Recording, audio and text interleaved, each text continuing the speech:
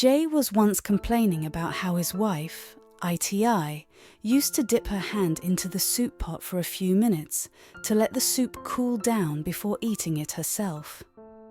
ITI and J had been friends for so many years, having been childhood friends and living their lives as best friends.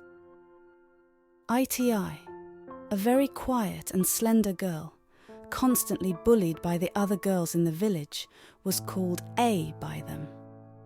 One day, Hirti, one of the popular bullies of Agodi village, started teasing the other bullies around him.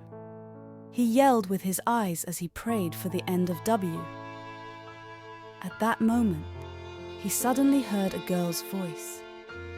No one had ever stood up for her before checking who the person was warning the bullies to stay away from ITI. However, that person turned out to be Andy, who held her hands and pulled her away from the midst of the bullies. From that day on, ITI and Andy became best friends, and no one dared to bully ITI again. As the years went by, Andy began to protect her more and more. Jay, a young and handsome man from a place far away from the village of Agodi, fell deeply in love with ITI, among many others, with his charming smile, Jay's first sight, who enchanted many people, including herself. Jay was a hard-working businessman, and they began to spend a lot of time together. And after a long time, Jay proposed to ITI. Without hesitation, ITI accepted his proposal because Jay was fulfilling her dream. She quickly ran to H's house and screamed with excitement.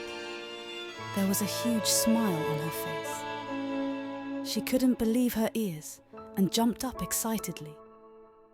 Her friend congratulated her for her engagement. She loudly announced the reason for this celebration and rushed off to fetch a small barrel of palm wine. They continued to wander around under her bed until they were both drunk. When night fell, ITI woke up and found herself lying on the floor in H's room. When she decided to return home, H muttered something under his breath. When ITI returned home, she wasn't sure what to do. She decided to stay up all night to take care of her and offered to visit Toti for help. The wedding preparations continued, with Jay's visit to ITI and her family within a few days. And on the eve of the wedding, while talking about the wedding at Blues D, Satie ensured that everything went well in ITI's room. She asked ITI to promise that no man would ever come between their friendship without a second thought. She agreed never to let a man come between their centuries-old friendship. A few hours later, Jiddy arrived home with his family and traditional marriage. The ceremony took place, and ITI became Jay's wife.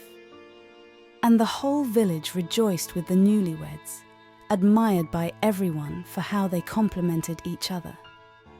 ITI and Jay lived happily as husband and wife, and Jay showed so much love to ITI that they went everywhere and spent everything together. They spent hours every evening by the village stream, planning their future. But as the days turned into weeks, and the weeks into months, ITI became pregnant, and her husband Jay began to show his true colours. He started coming home late at night and stopped caring. It was then that his heavily pregnant wife, ITI, one night, found herself in bed when Dul muttered something under his breath. ITI became very worried. She listened as her heart broke with every word her husband said in his sleep, claiming ownership of her. Knowing the changes a woman's body can go through during pregnancy, ITI understood that cravings and aversions were a natural part of pregnancy. However, Jay seemed oblivious to her words. Jay explained that their marriage was over because he was deeply in love with another woman. Her heart was heavy, and she turned away from discussing Jay's harsh truths. But her husband's recent behavior worsened, and he stopped coming home altogether. ITI struggled to cope. She lived through her pregnancy alone because her husband Jay could barely provide her with the emotional and psychological support she needed. A few months later, ITI gave birth to an extremely handsome baby boy, and all her pregnancy desires disappeared, just as they had when her husband Jay looked at her son Lou for the first time. Having given birth to a baby without even bothering to come home to see him, ITI complained to H for hours, crying about her plight. She took care of her son and promised never to leave his side. She was so grateful to God for getting her through it all that one morning, while washing her baby's clothes, she couldn't imagine what her life would have been like without her best friend doing it. A young woman with clothes on her heart approached her husband Jay to explain to him, ITI, that he had an affair with another woman.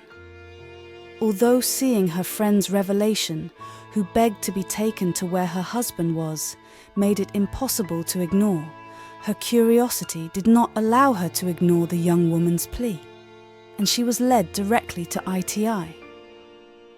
When she arrived at H's house, she found the door slightly ajar. She pushed it open and saw Jiddy and what they had done together in bed. The truth was undeniable as she looked into their eyes. Betrayal hit ITI like a blow. It stole her breath and her strength. She turned away without confronting them with what she had seen, leaving her heart, once the sun of their friendship, unable to face the fact that her husband was now with her closest friend. ITI packed her bags and left the village with her son. And she sat down in her heart and thought about what had happened. She had always loved Jay, and her deepest wish had come true in the worst possible way. And now she had taken him in twisted fate.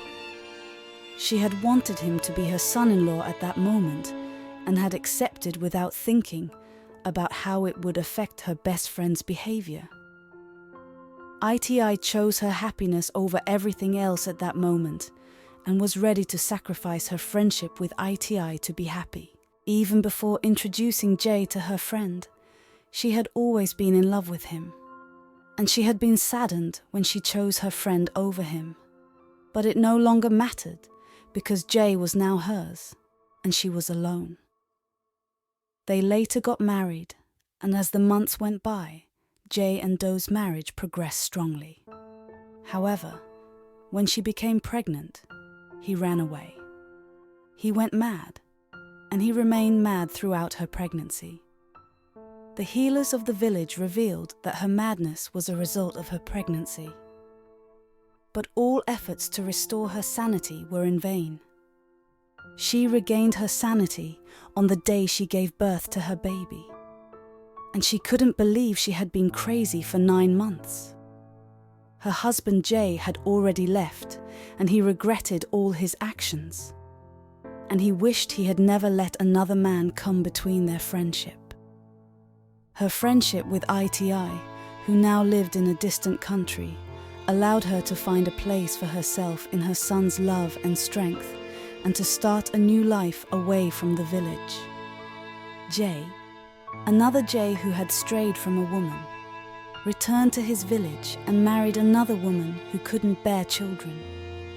His restless heart could not find peace, as the void of not being able to have children stared him in the face. Jay had lost his children because of his own folly, and he had lived regretting his actions all his life. The lesson to be learned from this story is this: everything happening around pregnant women undergoes many changes during pregnancy. And this, learn to be patient with pregnant women, as most changes and behaviors are temporary and in most cases, permanent changes that pregnant women experience in their lives. Don't take what belongs to someone else because of your selfish interests, because most of the time, this doesn't end well. Treat people the way you want to be treated. This will contribute to a better society. I hope you enjoyed the story. Subscribe and leave a comment. It helps me grow this channel. See you next time on our page for the next story. Goodbye.